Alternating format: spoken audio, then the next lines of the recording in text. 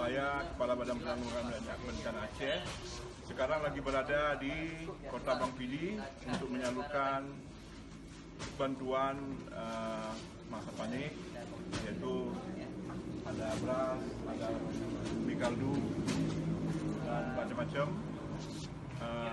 Di sini ada terjadi 8 kecamatan dari 9 kecamatan mengalami banjir dengan jumlah korban berdampak sekitar ratusan orang dan ratusan kakak. Dan kami sampaikan juga bahwa kemarin Dinas Sosial bersama dengan BPBA juga dengan BPBD juga telah menyalurkan bantuan-bantuan masa panik. Ini hanya untuk mendampingi kembali karena begitu besarnya dampak yang ada. Setelah ini kami akan menuju ke Aceh Selatan, kemudian ke Singkil.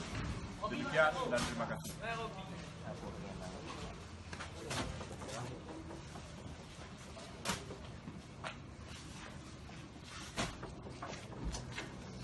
Buat video pendek paling cepat, okey. 3,